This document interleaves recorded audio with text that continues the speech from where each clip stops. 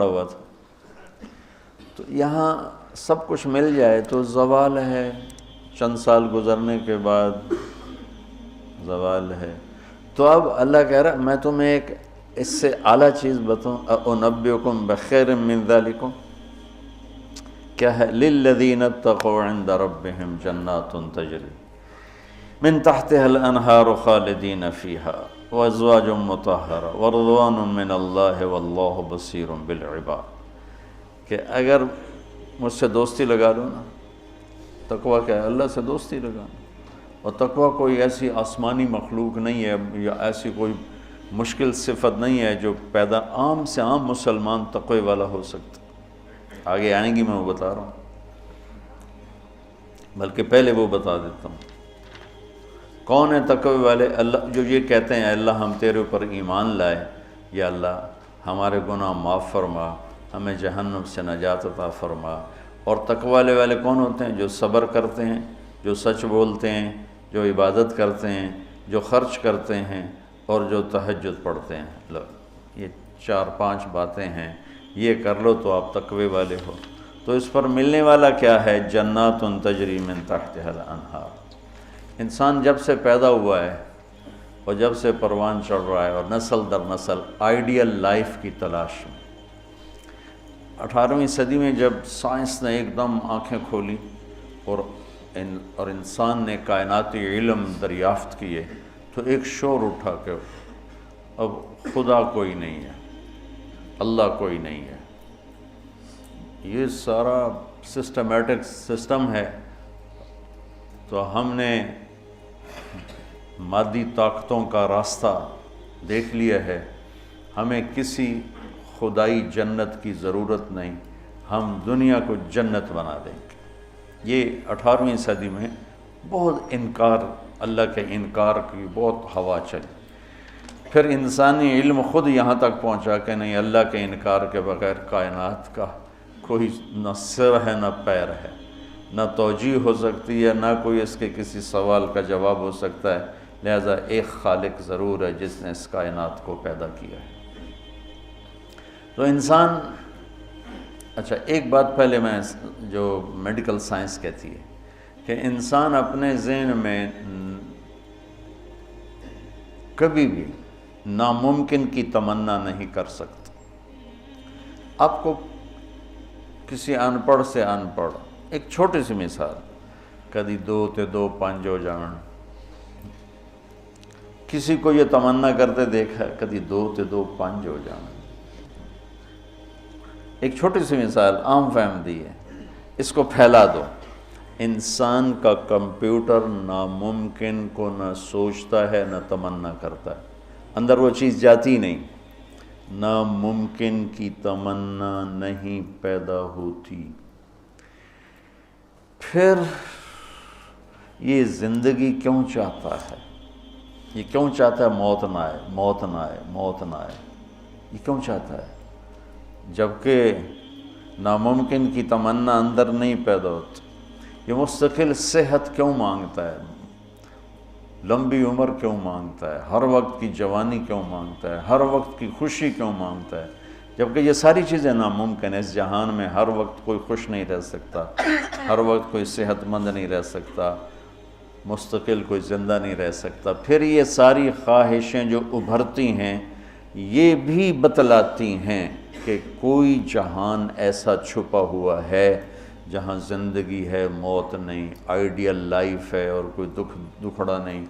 یہ خود، یعنی میں آپ کو سائنس کے لحاظ سے بات بتا رہا ہوں، اس کی ہمیں ضرورت کوئی نہیں، لیکن ابراہیم علیہ السلام نے کہا تھا وَلَٰكِن لِيَطْمَئِنَّ قَلْبِي، کہ دل کے اطمینان کے لیے یہ بھی ایک دلیل ہے عقلی اور سائنسی کہ انسان ناممکن نہیں سوچتا، تو پھر کیوں سوچتا ہے جوان رہوں، خوشیاں دیکھوں، غم نہ دیکھوں، موت نہ دیکھوں، عالی شان گھر ہو، عالی شان سواری ہو؟ یہ کیوں دیکھتا ہے کہ ایک جہان موجود ہے جہاں یہ عالی شان زندگی موجود ہے۔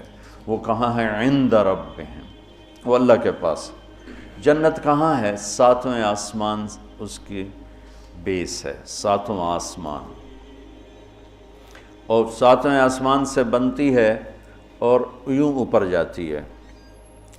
تو ایسا نہیں کہ وہ بلڈنگ اوپر جاتے جاتے جاتے عرش سے مل گئی، وہ بیچ میں سپیسز ہیں، یہ ایک جنت ہے، پھر ایک یہ ہے، ایک یہ ہے، ایک یہ ہے، ایک یہ ہے۔ عرش کے ساتھ جا کر جو جنت مل گئی ہے کہ اللہ کا عرش اس جنت کی چھت بن گیا ہے، وہ ہے جنت الفردوس۔ ان الذین آمنوا وعملوا الصالحات کانت لهم جنات الفردوس نزلا اولئک هم الوارثون یرثون الفردوس۔ تو فردوس اعلیٰ جنت ہے۔ اللہ نے ساری جنتوں کو بنایا کن کن کن، مطلب اللہ کو کن، اللہ کوئی بیٹھا کن کن نہیں آکھی جاندہ، یہ صرف ہمیں سمجھانے کے لیے ہے، اللہ کو تو کن کہنے کی بھی ضرورت نہیں ہے، لیکن میرے نبی کا فرمان ہے باقی ساری جنت بنی میرے رب کے امر کے ساتھ، اور جنت الفردوس کو اللہ نے بنایا اپنے ہاتھوں کے ساتھ۔ تو یہ دنیا اللہ نے جس دن بنائی ہے، جس دن، اس سے لے کر آج تک اس کو ایک دفعہ بھی محبت سے نہیں دیکھا، اور جنت الفردوس کو جس دن بنایا ہے اس دن سے لے کر آج تک روزانہ دن میں 5 دفعہ رحمت کی نظر ڈالتا۔ اور جنت الفردوس کو ہاتھوں سے بنایا ہے تو وہ کیا چیز بنی ہوگی؟ ہاتھوں سے بنایا ہے، وہ کیا چیز بنی ہوگی؟ جس دن بنایا تھا اس دن سے لے کر آج، اور آج سے جس دن اس میں جانا ہے، آنے والا زمانہ بھی موجود ہے، گزرا ہوا زمانہ کوئی 25 ارب سال ہے، 30 ارب سال ہے اس کائنات کو بنے ہوئے، تو اگر اسی عدد کو لے لیں تو میرے نبی کا فرمان ہے کہ اللہ جنت الفردوس کو روزانہ دن میں 5 دفعہ اس کا میک اپ کرتا ہے۔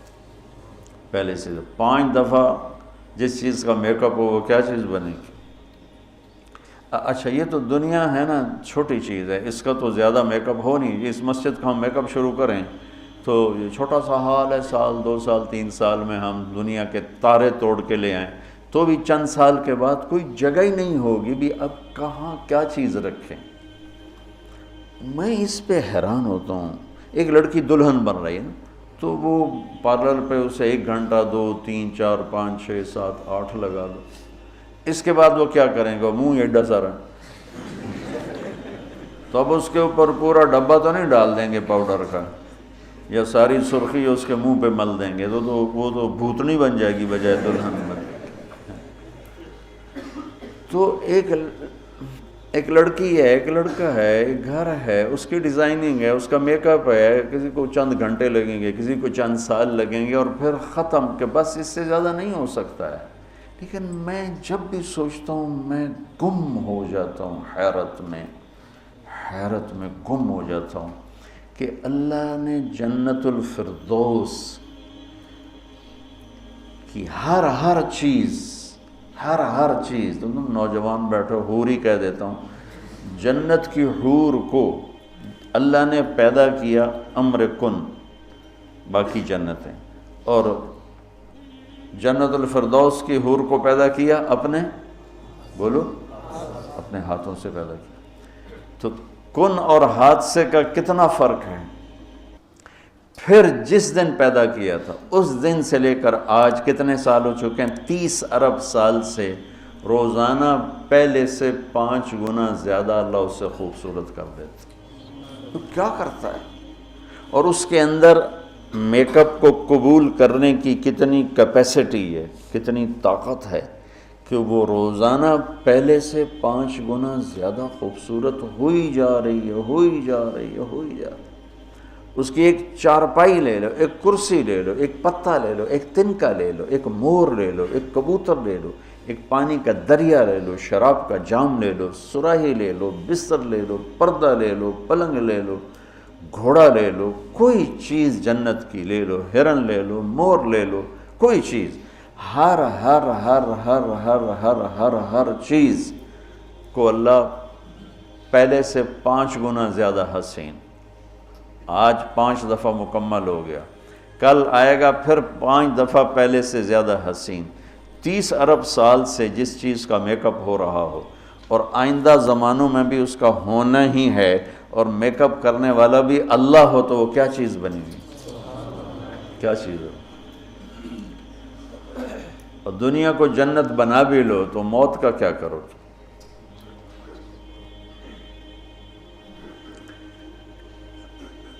ایک آدمی نے بہت عالیشان بنایا اپنا گیٹ گھر، تو میں اس کے ساتھ جا رہا تھا تو مجھ سے کہنے لگا مولانا صاحب اتنے ہی ویکھو، اسی تو اتنے روپیے لا چھڑیں تسی ویندے ہی نہیں پے ہو، دیکھو میں نے کیا بنایا۔ تو مجھ سے کہنے لگا مولانا صاحب اتنا ویکھو تو میں کتنے پیسے لائیں تے کی بنا دیتا ہے۔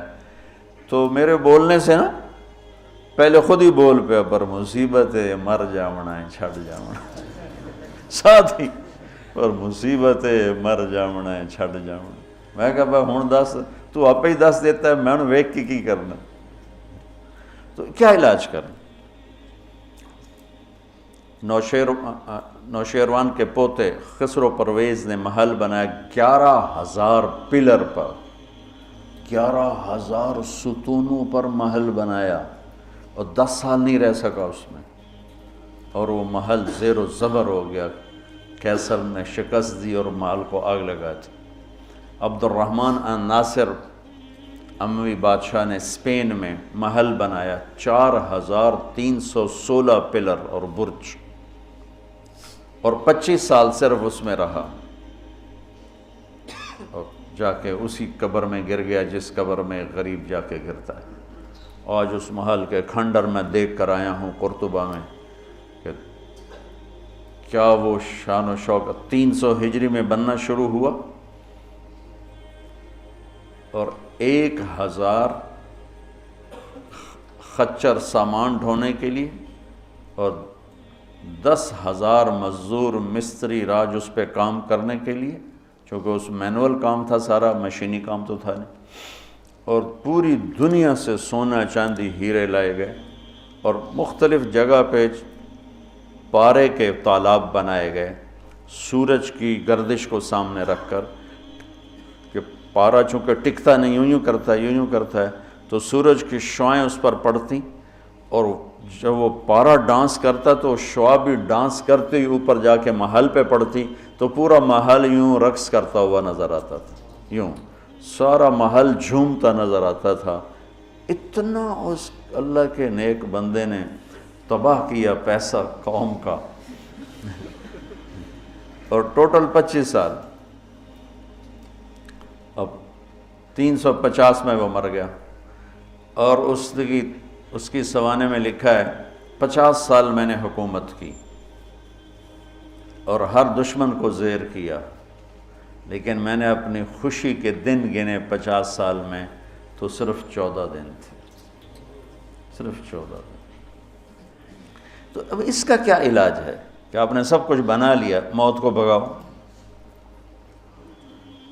جب موت ہے تو اللہ کہتا ہے یہ آئیڈیل ہوم نہیں بن سکتا، لہٰذا یا مجھ سے دوستی کر لے، تقوی اختیار کر لے، پھر تو دیکھ میں تیرے لیے جنت بنا کے بیٹھا ہوں، 7ویں آسمان سے چلتی ہے، اور پھر یہ درجات ہیں، 100 درجات تو صرف جنت الفردوس کے ہیں، اور باقی پتہ نہیں کیا چیز۔ اچھا 7ویں آسمان پہ یہ اس کی 7واں آسمان اس کی بیس ہے، اور پھر 7ویں آسمان سے باہر نکل گئی، جیسے ہم وہ لوہا ڈال کے اور آگے شیڈ بنا دیتے ہیں، نیچے کوئی ٹیک نہیں ہوتی لیکن لوہے کے سریے ڈال کے شیڈ بنا دیتے ہیں، جنت کو اللہ تعالیٰ نے 7ویں آسمان سے یوں باہر نکالا ہے۔ کتنا باہر نکالا ہے وہ اللہ ہی بہتر جانتا ہے۔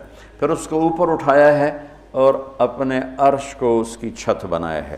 جنت الفردوس کے لیے اللہ کا عرش چھت ہے اس مسجد کی چھت کی طرح، اور باقی جنتوں کے لیے اللہ کا عرش چھت ہے آسمان کی طرح، آسمان کی طرح۔ تو اس میں ایک تنکا لکڑی یا گھاس، وہاں کا تنکا بھی سونے چاندی سے بنا ہوا ہے، یہاں کے درخت لکڑی کے۔ ایک کہنے لگا سونے چاندی سے پھل کیسے آئے گا؟ میں نے کہا لکڑ تو پھل کیوں آ جاتا؟ یہ کوئی ہے عقل میں آنے والی بات کہ لکڑی سے پھل نکل ہے؟ لیکن چونکہ ہم ہر وقت دیکھتے رہتے ہیں تو وہ ہمارا ذہن اسے قبول کر چکا ہے، ورنہ کوئی عقل کی بات ہے کہ لکڑی میں سے آم نکل آتا ہے اور لکڑ میں سے انگور نکل آتا ہے، چھوٹی سی بیل میں سے اتنا بڑا تربوز نکل آتا ہے، یہ کیا چکر ہے؟ زمین پر پڑے پڑے پڑے پڑے پڑے اتنا ہو جاتا ہے۔ وہ کہتے ہیں کوئی فلسفی جا رہا تھا تو اس نے دیکھا اتنا بڑا تربوز زمین پہ پڑا ہوا اور آم لگے ہوئے درخت پر، تو کہنے لگا ایک ہی گل ہوئی، اور چھوٹے چھوٹے اتنے لا دیتے ہیں وڈے نو ہیٹھاں پاتا ہے۔ تو ابھی اسی سوچ میں تھا تو ایک کام ٹوٹ کے اس کی ٹنڈ پہ لگا، کہنے لگا سمجھ آ گئی یہ میرے اتنے ہندوانا ڈاندا تو میرا کی حال ہے،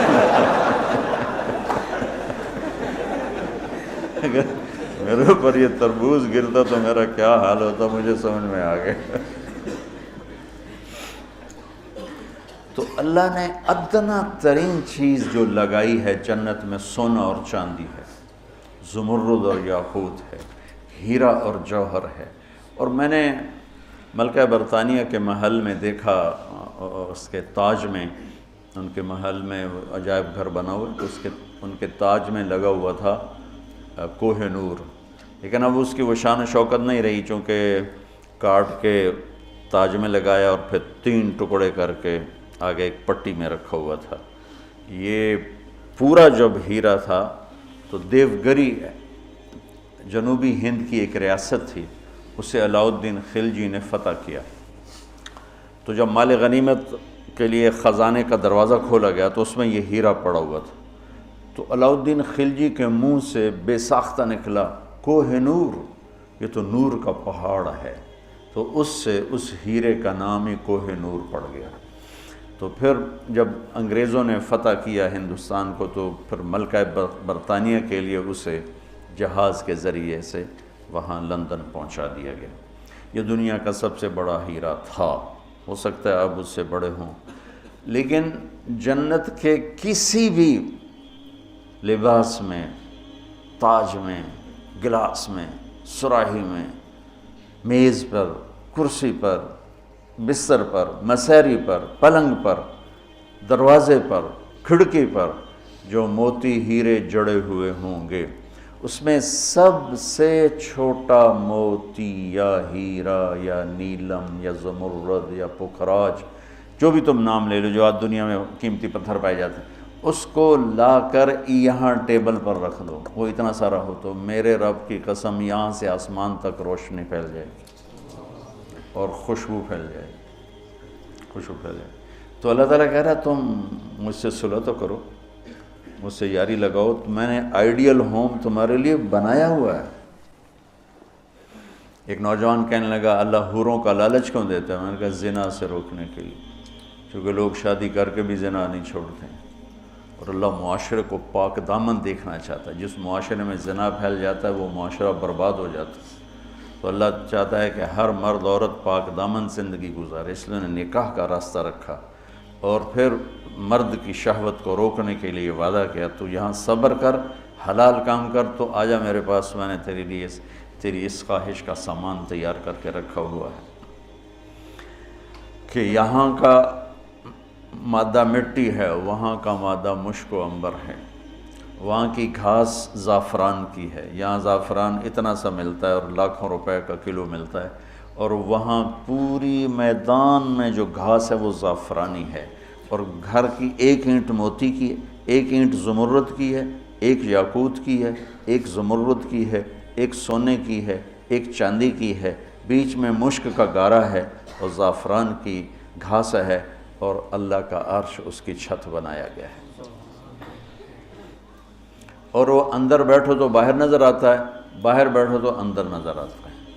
میں نے جو ایک دفعہ جنت کا محل دیکھا خواب میں، تو یہ اس کی میں نے صفت جو پڑی تھی وہ میں نے آنکھوں سے دیکھی کہ میں اس کے اندر چل رہا تھا، مجھے باہر بھی نظر آ رہا تھا اور اوپر بھی نظر آ رہا تھا اور دائیں بائیں بھی نظر آ رہا تھا، حالانکہ میں ایک گیلری میں چل رہا تھا، اور اس کا جو فرش تھا مجھے لگتا تھا ہر فرش کی ٹائل کے نیچے سورج نکلا ہوا ہے، اس طرح اس میں سے روشنیاں نکل رہی تھیں، روشنیاں نکل رہی تھیں۔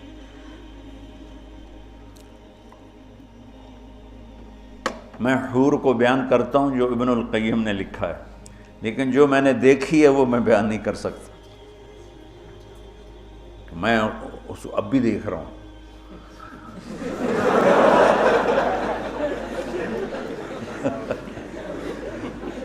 میرے رب کی قسم میں کیسے بتاؤں کہ وہ کیا حسن، کیسے بتاؤں؟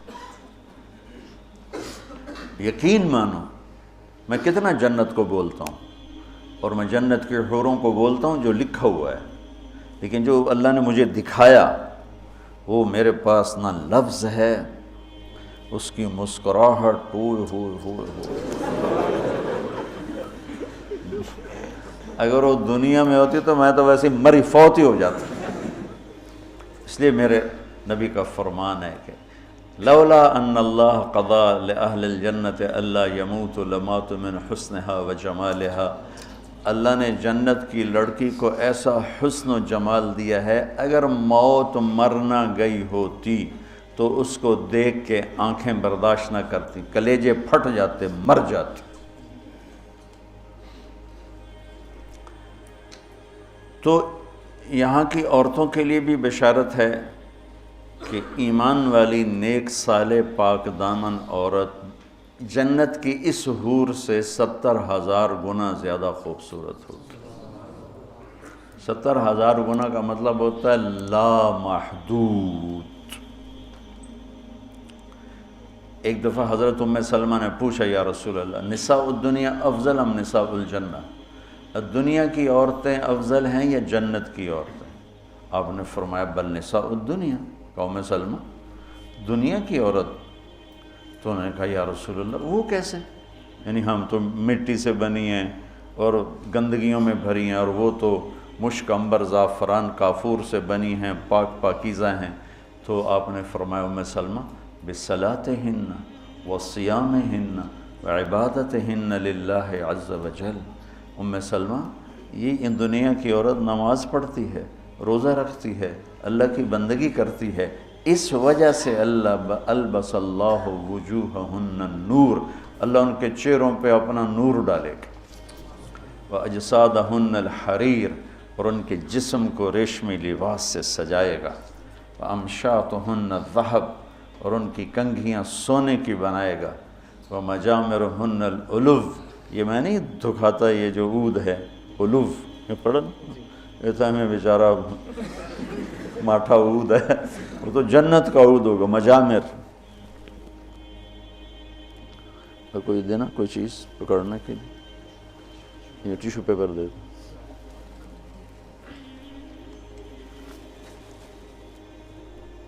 دو۔ اس کو کہتے ہیں مجمار۔ مجمار کا اردو میں لفظ دھونی دینے کی چیز ہے، اس میں مجامر جمع ہے مجمار، کہ اس طرح ان کے سامنے ہوں گے اور اس میں عود جل رہا ہوگا اور اس کی خوشبو پھیل رہی ہوگی۔ یہ دنیا کی عود ہے، ساری مسجد میں خوشبو آتی کہ نہیں آتی؟ ہم مٹھی سی چیز ہے، تو وہ کیا چیز ہوگی؟ اور خوشبو ایک بہت بڑی یعنی فریش کرنے والی ایک نعمت اللہ نے بنائی ہے، کہ دماغ کی غذا ہے خوشبو، آنکھوں کی غذا ہے سبزہ، اور دماغ کی غذا ہے خوشبو۔ اللہ تعالیٰ نے اس کو خوشبوؤں سے بھر دیا ہے۔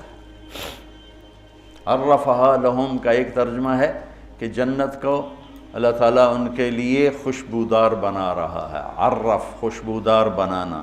ایک اور ترجمہ بھی ہے لیکن ابھی اس کی مناسبت سے مجھے یاد آیا کہ عرفہا لہم، کہ آ جاؤ ایک دفعہ مجھ سے دوستی لگا کے، پھر ایسی جنت دوں گا جس میں خوشبوئیں خوشبو ہوگی، اور ایسی خوشبو ہوگی کہ یہ ادھر تو لگاتے ہیں اور تھوڑی دیر بعد وہ ختم ہو جاتی ہے، وہ تمہیں ہمیشہ مہکائے رکھے گی اور تمہیں ہمیشہ تر و تازہ رکھے گی، خوش و خرم رکھے گی۔ تو اللہ تعالیٰ فرمایا تم میرے پاس آ جاؤ، تو تم جس آئیڈیل ہوم کو ڈھونڈتے ہو وہ میں نے تمہارے لیے تیار کیا ہوا ہے۔ تجری من تحتہا الانہار، پانی یا انہار دریا کو کہتے ہیں، کہ وہ دریا ہی دریا ہیں۔ اصل میں یہ دریا ایک کنایہ ہے، یہ ہے اس کے لیے خوبصورتی کے لیے، کہ پانی سے حسن آتا ہے۔ لوگ سردیوں میں گرمیوں میں مری جاتے ہیں، ناران جاتے ہیں، لورالائی نہیں جاتے، فورٹ منرو نہیں جاتے، وہ بھی ٹھنڈا ہے، لیکن وہ اتنا ویران ہے کہ اس پہ سبز نام کی شائی کوئی نہیں۔ اور کیوں نہیں ہے کہ پانی کوئی نہیں؟ پانی نہ ہونے کی وجہ سے کالے پہاڑ ہیں۔ مری ناران کاغان میں پہاڑ سرسبز ہیں کیونکہ وہاں پانی بہت زیادہ ہے۔ تو انہار انہار انہار، یہ اشارہ ہے خوبصورتی کی طرف۔ اور انہار دریا سے حدیث ایک یاد آ گئی، وصف الجنہ فی وصف الجنہ، یہ ایک مسقطی عالم کی لکھی ہوئی کتاب تھی، مجھے اچانک یاد آ گئی کہ وہ دریا میں ان کے بحری جہاز چلیں گے، ایک ایک جہاز اتنا بڑا ہوگا کہ پوری دنیا اس کے مقابلے میں حقیر ہوگی، دنیا پوری 24,000 کلومیٹر کی دنیا اس جہاز کے سامنے حقیر ہوگی۔ تو جب وہ اس جہاز پہ چڑھیں گے سیر کرنے کے لیے تو وہاں ان کے لیے الگ بیویاں ان جہازوں میں ہوں گی، اور ان کو مچھلیاں گھیر لیں گی چاروں طرف سے۔ تو ان کو سلام کر کے کہیں گی، یہ اللہ کے دوست مجھے کھاؤ گے؟ وہ کہے گا کھاؤں گا۔ تو وہ پوچھے گی مچھلی، کباب کھاؤ گے سالن کھاؤ گے؟ تو وہ کہے گا اتنے تو آؤ اندر ہی گلاں کیتی جان۔ تو پھر وہ چھلانگ لگا کے اوپر آ جائے گی۔ تو موت تو ہے نہیں، تو وہ کہے گا کباب کھلاؤ، تو وہ یوں کرے گی، تو ایک کندھے سے کباب نکل کے سامنے آنا شروع ہو جائے، کہے گا سالن دے، تو یوں کرے گی۔ تو میں یہ بنگلہ دیش میں حدیث بیان کرتا ہوں، بہت مزہ آتا ہے، کیونکہ بنگالی بڑے خوش ہوتے ہیں، ان کی غذا مچھلی ہے نا۔ ایک دفعہ پہلوانوں کو اکٹھا کیا ہم نے، زندگی میں پہلی دفعہ میں نے پہلوان اتنے دیکھے، اور پہلی دفعہ ان سے میں نے بات کرنی، میں پریشان، یا اللہ میں ان سے کیا بات کروں، سارے انج کر کے اڈی اڈی کنی، اڈے اڈے سر تے کان، کسی دا اینج کسی دا اینج کسی دا اینج، تو انج کر کے پے ہوئے، میں کہا یا اللہ میں انہاں بلائی نو کی گل کراں، انہاں دی کوپڑیاں کتوں گل جاؤں۔ کبھی زندگی میں پہلوانوں سے بات نہیں کی، تو بڑا پریشان بڑا پریشان۔ ظہر کی نماز کے بعد بیان تھا، مونی روڈ، وہ پہلوانوں کا اکھاڑا ہوتا تھا۔ خیر نماز ظہر کی ہو رہی تھی، تو نماز کے دوران اللہ نے نا میری رہبری فرمائی، مجھے ایک حدیث یاد آ گئی۔ تو بیان شروع ہوا تو وہ ان کے بیٹھنے کا انداز ایسا جیسے کہ اکھاڑے میں ہی بیٹھے ہوئے ہیں، وہ لتاں لمیاں کیتی ہوئی ہیں، تو منہ اتنا کیتا ہوا، میں تو نہ دے سامنے چڑا جیا بیٹھا ہوا سا۔ تو میں نے ان سے کہا دیکھو بھائی، یہاں سے میں نے بات شروع کی، دیکھو بھائی اصل زندگی ہے جنت، اور دنیا ہے عرض، اور جنت میں جانے کا سب سے زیادہ مزہ پہلوانوں کو آئے گا۔ وہ سارے ذرا این ہو گئے، پہلے این ہو گئے، پہلوانوں کو بڑا مزہ آئے گا جنت میں جانے کا، اس لیے کہ جنت کا پہلا کھیل جو اللہ ہمیں دکھانے والا ہے نا، پہلی انٹرٹینمنٹ جو جنت کی ہوگی سب سے پہلی، وہ مچھلی اور بیل کی کشتی ہوگی۔ اب ہمیں تو کشتی آتی نہیں، تو ہمیں تو نہیں پتہ لگے گا بھئی مچھلی نے کیا داؤ لگایا، بیل نے کیا داؤ لگایا۔ تم سارے پہلوان ہو، تمہیں پتہ ہے داؤ کیا ہوتا ہے۔ جب بیل داؤ لگائے گا تو اسی اس لئے نعرے مارو گے، جب مچھلی داؤ لگائے گی پھر تم نعرے مارو گے، اور تمہیں وہ مچھلی اور بیل کی کشتی دیکھنے کا جو مزہ آئے گا وہ ہمیں تو آئے گا نہیں۔ یہاں سے بات چلی، وہ تھوڑے تھوڑے ان کی آنکھیں کھلی۔ تو اللہ تعالیٰ نے ایک عجب گھر بنایا ہے، اور ہمیں ذوق ہی نہیں، چونکہ جنت کے تذکرے ہی کوئی نہیں۔ اور زندگی گزر گئی ہے سفروں میں، جتنا عرب میں جذبہ ابھرتے دیکھا نا جنت کا، وہ اجمی تو ٹھنڈے برف کھا کے بیٹھے ہوں گے۔ ایک دفعہ میں تھوڑا فرق کرو، بس میں تھا یہاں ایک عرب جماعت آئی ہوئی تھی، وہ میں گیا ان کو ملنے، وہ تعلیم کرا رہے تھے، اس میں ایک بدو وہ یوں کر کے نا تعلیم میں سویا ہوا تھا یوں کر کے، تو انہوں نے مجھے کہا آپ تھوڑی بات کر لیں، تو میں نے بات شروع کر دی، وہ سویا رہا، مجھے خیال آیا اس بابے نے اٹھاواں کہ میں، تو تھوڑی دیر کے بعد میں نے جنت شروع کی نا، تو وہ پہلے یوں ایسے سویا ہوا تھا بالکل، جب جنت شروع ہوئی تو اس نے مجھے یوں دیکھا، ایک آنکھ سے دیکھا، ایک آنکھ، اور کافی دیر ایسے دیکھتا رہا، پھر یوں ہوا، پھر یوں ہوا، وہ پھر ایک دم جمپ لگایا، اور میں نے آئینہ کھولی نا کہ آئینہ کیا چیز ہے، تو پھر جمپ لگا کے ناچنا شروع ہو گیا، حور حور حور حور۔